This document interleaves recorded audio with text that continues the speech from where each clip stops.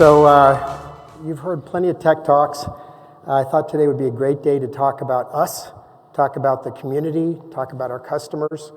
Where are we at with RISC-V? Where do we think this thing is going? I think that we're at a tipping point, a very important tipping point for RISC-V. We're not on a linear curve anymore. This is going exponential. And so I thought today would be a great day. In fact, every time I come to this RISC-V summit, I'm reminded that we're not one company solving for ourselves. We're part of a community. And it's really easy to get sucked into my company for each one of us. But frankly, our unique advantage is our strength as a community and coming together, solving for things together. The best minds, the best ideas win. We have a strength in our collective that nobody else can say that they have. So I think that the unusual advantage that we have of bringing our community to bear is something we can never forget. And so we're all very invested in that. I was mentioning a moment ago, I think that we're at a tipping point historically. And I don't say that lightly. Every year is not this way. But now I feel like, when I give internal all-hands speeches, I tell them that the door is opening up in front of us. And you can wait your entire career for that door to open and never have it open.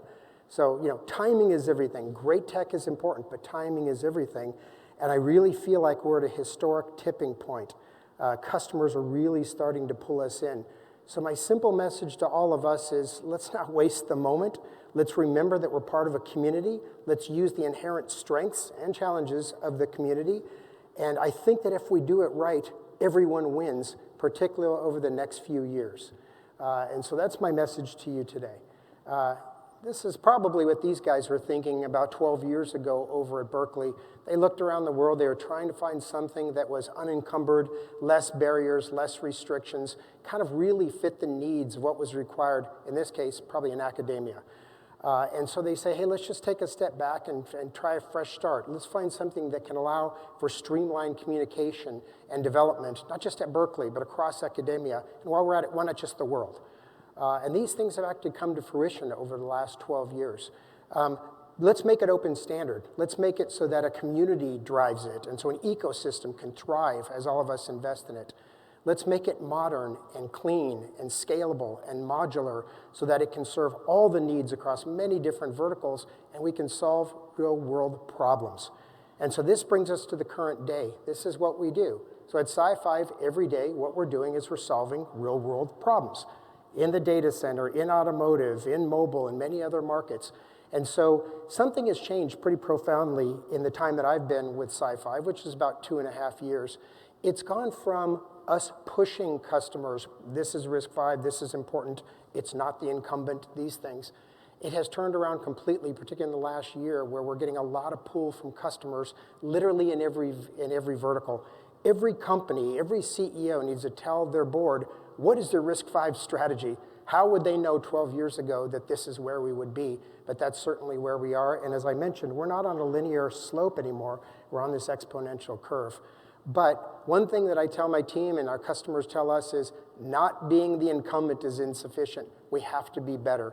And so we're always striving not to try to give an N+1 generation product to our customers, but to come up with novel ways to solve the problem that bring power to a whole nother level or bring performance in brand new capabilities.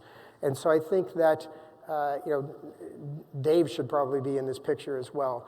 But I think it's amazing now the engagement that we're getting from our customers. Speaking of customers, in the aerospace area, we're having some great challenges. And an old partner, an old friend, and definitely someone who's been working with us for a long period of time is Microchip. And so Microchip came to us some time ago, probably 4th or 5th project we've done with them, and wanting to do something very unique for NASA.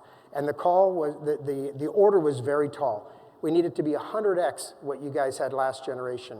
We needed to add RISC-V vectors because of all the AI and all the imaging going on and all the math that would need to be going on in the satellites, in the rovers, in all of the autonomous vehicles that will be all over. So, as a community, we should be incredibly proud that RISC-V has been chosen as the vehicle for space for the next couple of decades.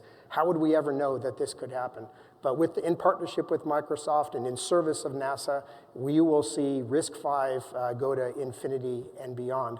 And one of the best reasons why is a little bit counterintuitive.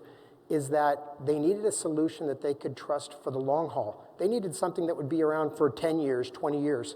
And they looked at the ecosystem, and they looked the way all of us are driving development platforms and knowledge into the universities. And they really felt like, hey, a couple decades from now, you guys are still going to be around. We can see that you're seeding the developer community. You're seeding academia with RISC-V knowledge. And they thought that we were the lowest risk moving into the decades ahead for RISC-V. So thank you, Microchip, for a great partnership. The best is yet to come. We're just getting started, but this is RISC-V in space. Another great partnership of ours has been in automotive, and this is a space that I'm really familiar with, but our partnership is with Renesas, and Renesas has proved to be a very gracious partner and a very good teaching partner for us. So as automotive moves from very distributed compute to more central compute, whether it's zonal or whether it's central compute, there's a big transition going on in automotive. And so Renesas came to us, as many in automotive have, and said, help us to make the transition.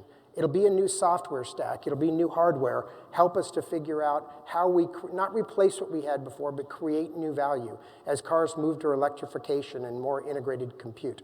And so Renesas has been a phenomenal partner for us. You can expect it in the coming years. We'll do some great breakthrough innovations with them. But I think our relationship with Renesas is prototypical of the things that we like to do with our customers. We don't view ourselves as a supplier. We view ourselves as a co-innovator.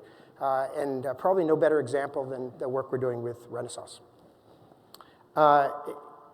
Sometimes we're not at the center of the platform. Sometimes we work in partnership with the cloud service providers to complement what they're doing. And they see some gaps. And we have some unique technology in RISC-V vectors. And so if you take the hardened accelerators and you marry them with RISC-V vectors, you end up with a very powerful and adaptive solution. And that's something that we're doing now with several of the hyperscale cloud service providers. In the interest of time, I'm going to move past this slide because there's a talk later today by Kirsta from SiFive and Cliff Young from Google. We're going to talk about AI and its fit in the data center with RISC-V. And so that one's going to be a good one. 2:15 this afternoon, that talk from Kirsta and Cliff. So sometimes we don't know what we want to innovate together. We just have customers, big-scale customers that do a lot of innovation that have looked at RISC-V, and they're incredibly excited about what the future holds, and they just want to partner with us. And so our teams are working, not just our engineering teams, but way back in the R part of R&D to discuss what can we do together? Can we do breakthrough power? Is the compute density something we haven't seen before, which is a hint? And so our partners at Qualcomm and at Samsung have been phenomenal to work with. We don't have all the answers. It appears that they don't as well. But we've been able to work together over the last year and in the years ahead to really develop unique value together. And so I just wanted to shout out to my Qualcomm friends and Samsung friends in the audience. We appreciate you. We appreciate everything you're doing as a customer, but also what you're doing in the RISC-V community, because I think your contributions and the scale that you bring are going to help us to get over that tipping point and really drive broad-based adoption of RISC-V globally. So hopefully this isn't a surprise to anybody in the room that ecosystem is incredibly important. And so SiFive has taken this incredibly seriously over the last 7 years of our existence, and we've seeded the developer community with chips and with boards and with support to make sure that they feel that we're behind them and that we're going to support them. We've also seeded academia, something that I'll talk a little bit more about. But the strong ecosystem is incredibly important, and you can take your mind away from now just the horizontal ecosystem, because ecosystems at the end of the day really have to get pretty vertical. And so now we've transitioned over the last year and a half to creating ecosystems for automotive and for mobile and for data center. These things are multi-year lifts, and sometimes 5 years or even a decade to be able to develop the ecosystem. But what we're seeing now is a snowballing effect. So we get a few, and here's an automotive perfect example.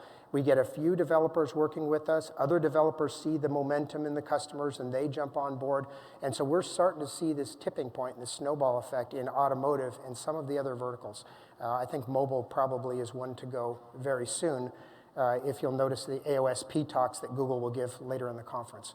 And so my message to all of us is, We can't do this alone. I'm back to the community. We need the strength of the community to be able to drive these ecosystems and invest in the ecosystems. It's going to require all of us to do it. I feel like SiFive is very focused on it, and I hope to get the support from the rest of you to really drive, even in your own vertical, to really drive the ecosystem and support the developers. So for the last 3 generations, SiFive has put together development boards for the developers. And in fact, we've developed our own chips to be able to do that. And so we've done that 3 generations alone, and it's been, frankly, a little bit of a heavy burden, and it takes a lot of time and a lot of investment and a lot of commitment. This next generation, we went to Intel as a partner and said, you've got a foundry, you've got deep domain expertise, you've got a ton of great IP, you're a new member of RISC-V International. Why don't you join us, work with us, and let's see if we can put out a development platform together that is the highest performance, lowest power, really showing off everything that RISC-V is capable of. And so Intel as a partner has agreed to work with us. I think you've heard of this project. They call it Horse Creek. We call it Hi5 Pro P550. Really rolls right off the tongue. And so I want to take a moment to appreciate Intel's contribution as a new member of the RISC-V International group, and welcome Bob Brennan on stage to show you what we've been working on together. Oh, sorry. It's great to see everybody here, and Patrick, thank you very much for the partnership. Let's give everyone what they want. Let's get up front here. Let's show them the board and the silicon together. He's also awesome. The captain of the Intel basketball team. Anyway, this is a wonderful example of us working together. It takes a village, and I'm super pleased to have done this project with you guys, and I'm excited to get the software of RISC-V and the hardware spiral going. This is wonderful. Thank you very much. Great. Appreciate it, Bob. So, big round of applause for Intel. If we don't move the ecosystem, we don't grow RISC-V. And so Intel's, I think, just been a phenomenal partner. And they're also helping us to do things in academia as well. So thank you, Intel. Appreciate everything that you're doing. And then, finally, just to wrap it up here, it's really important that we invest in our future. And so what does that look like? That looks like these development boards and support going across all of the universities to seed that next generation of students and the next generation of developers that will come behind them. The folks that you're going to be hiring 5 and 10 years from now are being seeded right now in the universities with some of these boards and some of the development platforms that I talked about. This is an example of what we did with the freshmen at Rice University, but we're doing the same thing in India and in China and in Europe and all across the US, and we need a lot of help and support from all of you to be able to do that.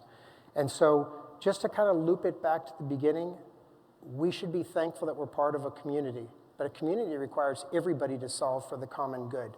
I think if we do, we're at a tipping point historically. I think if we put our backs into this in the next year, year and a half, you're going to see some phenomenal things happen across the RISC-V universe. And so my simple message to you again is, let's put our work together. Let's see if we can exploit this amazing opportunity in front of us. And if we do it right, everyone will win. Thank you.